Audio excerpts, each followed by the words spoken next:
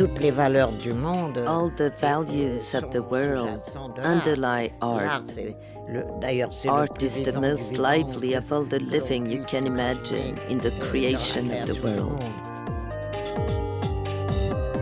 Great Women in Art is a podcast produced by AWARE, Archives of Women Artists Research and Exhibition, in collaboration with the INA, with the support of Maison Veuve Clicquot and the Ministry of Culture for Délégation à la transmission des savoirs et à la démocratisation culturelle. Les grandes dames de l'art. Great Women in Art. Great Women in Art. Les grandes dames de l'art.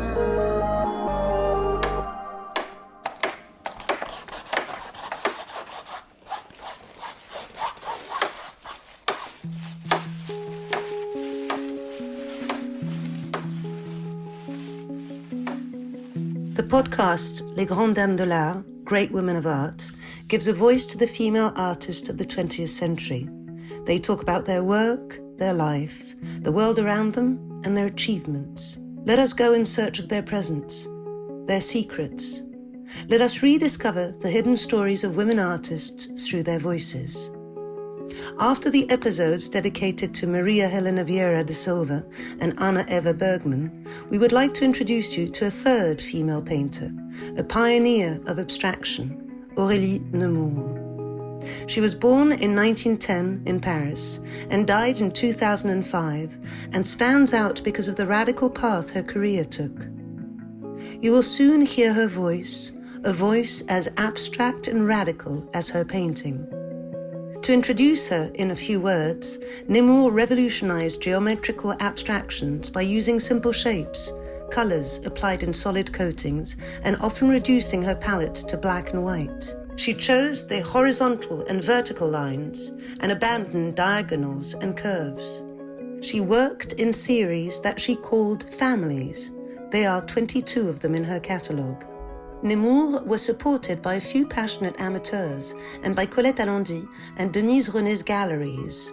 In 1968, for the first time, one of her paintings entered the collection of the National Modern Art Museum in Paris, thanks to a donation by Michel and Suzanne Sofort.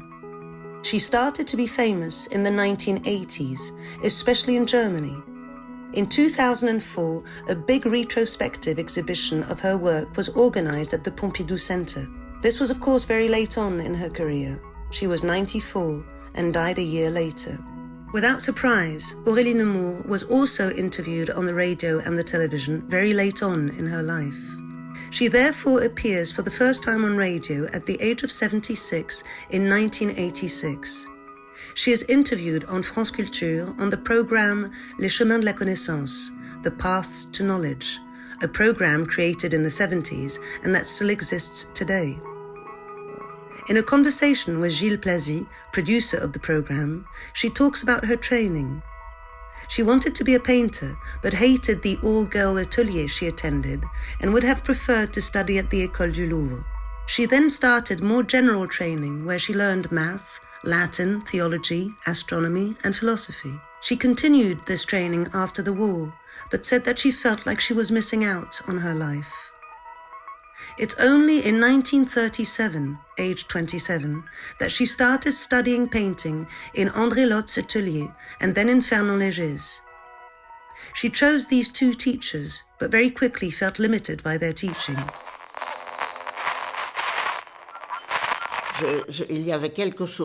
There was something in me that could not be expressed. I was accumulating knowledge. I was aware of accumulating what can be studied, learned, and known.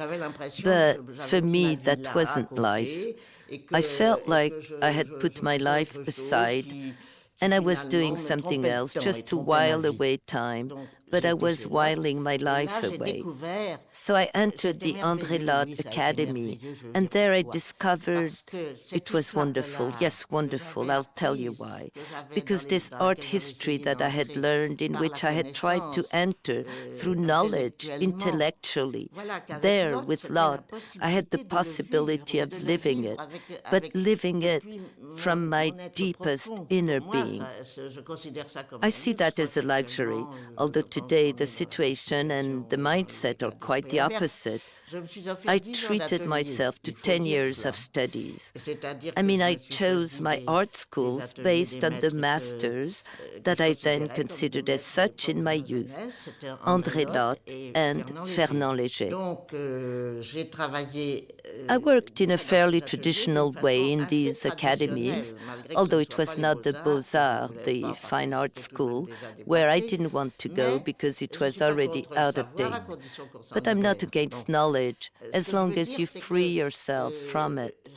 I mean, Lotte's teaching was quite traditional, but we worked with models. He decided on a pose every week.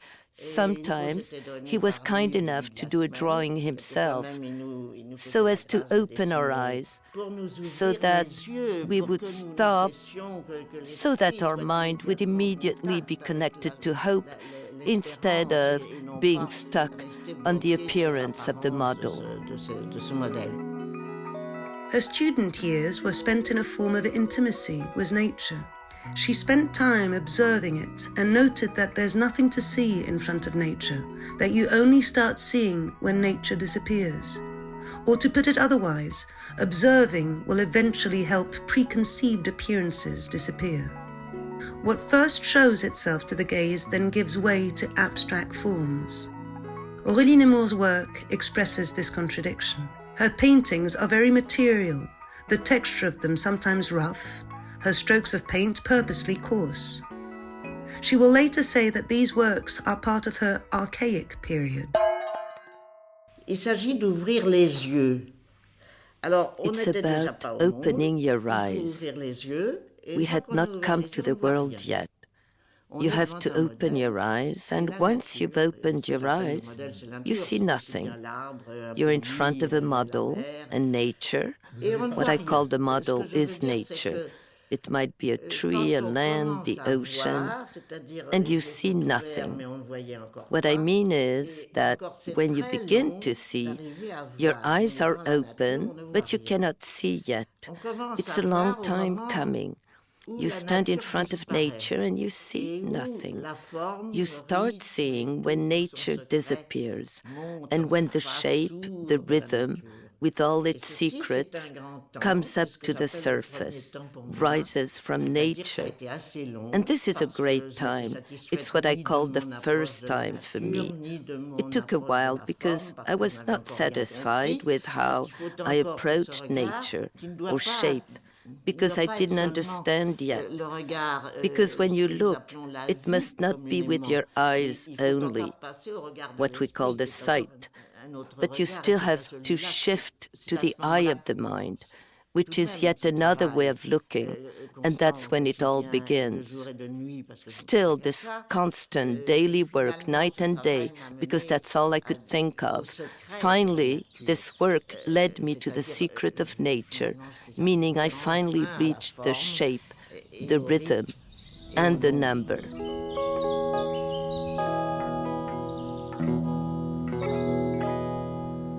In 1952, Aurélie Nemours considered her training finished. She then reduced her repertoire of shapes. The curve and the diagonal disappeared from her work. She thought them too corporal and sensual, to use her own words. She preferred horizontal and vertical lines, which became the backbone of her work. These lines led her to using crosses and dots. She explains that the dot, as an intersection of the lines, forms a square.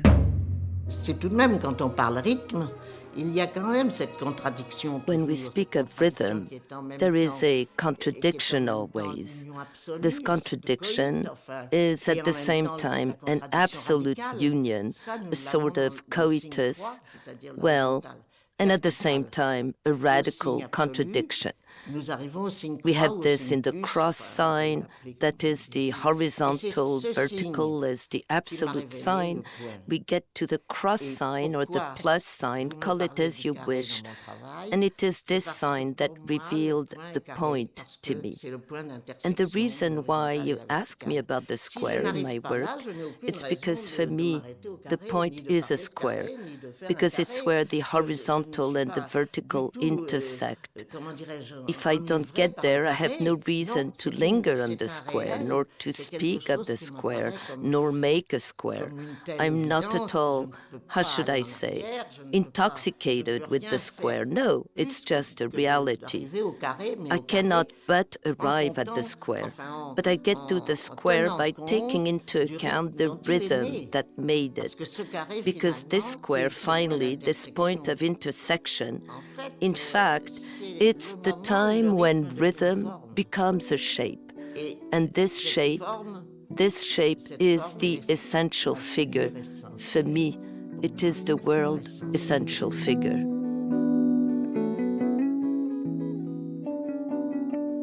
Aurélie Nemours' work is aesthetically very close to Mondrian or Malevich's work, both inventors of abstraction.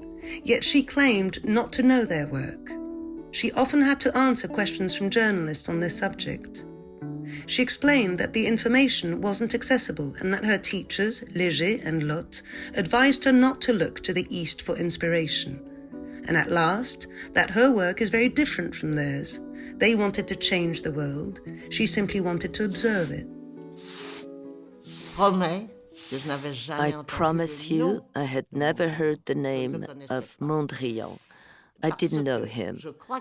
Because I have to say, I was struggling so hard with the problem of my life. It was not about the self, my ego in a bad way. It was about being there, doing something with oneself. Go, go, go ever further. It becomes your only focus. And you're not that concerned with what goes on in the world when you're at this stage in your life. That's one thing. And second, in the academies where I've been, I understood since they were totally against that. But I was not even aware of it. I didn't know the names. I didn't know Malevich existed either. I didn't know any of these names, and I was not the only one. Well, all I heard in both academies I told you about was, do not look, do not hear, don't even be aware of what's happening in those currents coming from the East. Of course, after I had come to the world a bit more myself, I realized there was a deep difference between their approach and what I was trying to do with my painting. In the program À Voix Nue, Grands Entretiens d'hier et d'aujourd'hui, broadcast in March 2000 on France Culture, created by Clotilde Pivin and produced by Jean Dève, Aurélie Nemours revisits her work in 5 parts. She has asked questions about a very important series in her work, Rhythm of the Millimeter, started in 1976. In this series, she seeks to eliminate everything: the accident, the innumerable, the unnecessary. She only uses the colors the most radically opposed, black and white. The following extract is simultaneously explanatory and poetic. It shows us that abstract thought inhabited her as much as abstract shapes did. Nemours thought abstractedly and spoke abstractedly, and as listeners, we are transported into a parallel universe. The accident, I bring it up since I always have to go through the innumerable. The innumerable, of course, it is the accident, but it is also the identical. Because this state of meditation that I experienced during my studies, it is in fact the state of the whole life of art. Art is entirely meditative. And actually, the life of the work, hopefully, carries the grace of meditation. Otherwise, there is nothing. The flowery effect that comes with color translates into a melody. And that's not possible when you talk of disintegration. You have to eliminate at least, you cannot sing at the same time. I tried to take the most radical elements placed opposite each other, the most extreme, even if one assumes that the black is luminous, it is now said to be the brightest point, but then the white radiates, then the white is reversed. I couldn't say it. There's disintegration. I couldn't utter it. I could not make the graft yet. The color, in that case, would have become anecdotal.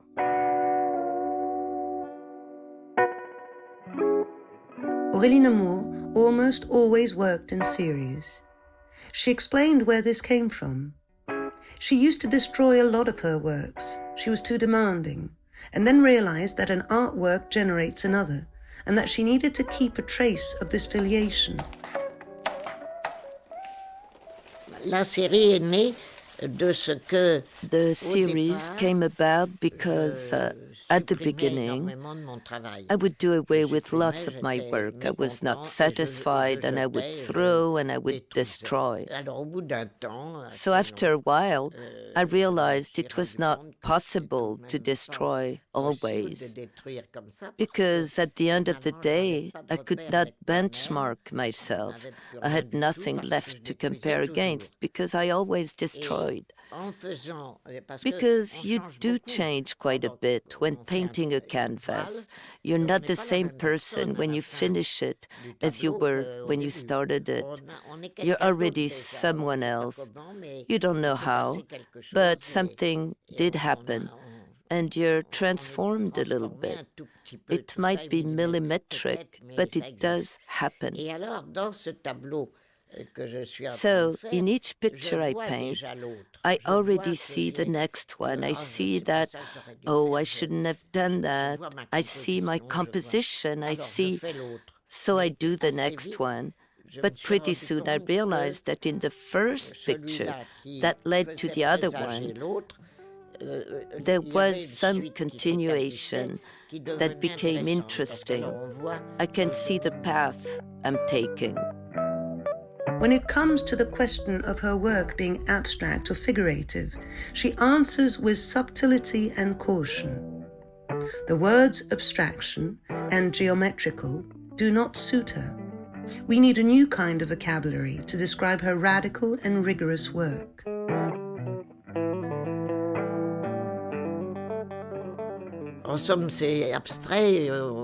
In short, it's well, abstract is about abstracting, and art, as I feel it, does not abstract from anything.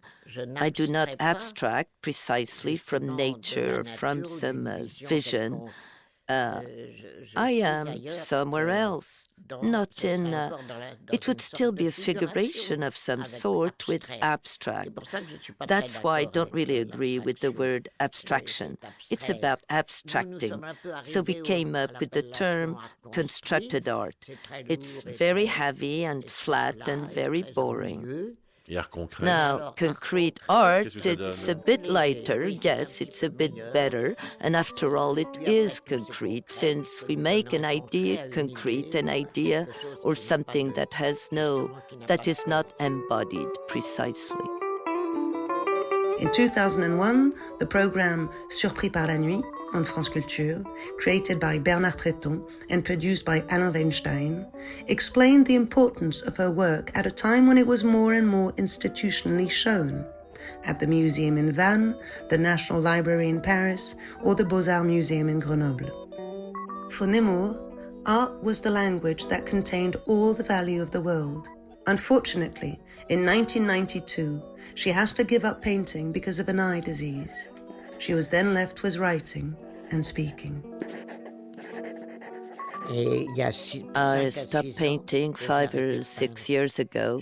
Until then, I was still painting. I quit in 93. Yes, that's it. So, yes, I feel bad about it. Sure. Terrible. And what saves me, I believe, and you know it since we talked of writing, It's that all my life, I always took notes in relation to my paintings. I was a painter. When I was in my painting, I was in the act of painting. And really, you can say that you don't let other things interfere too much.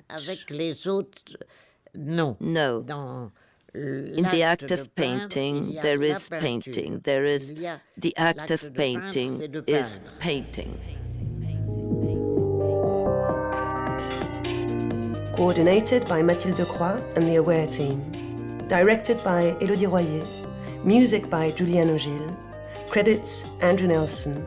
Sound editing Basile Beaucaire. Scientific advisors Catherine Gonard and Marjorie Micucci.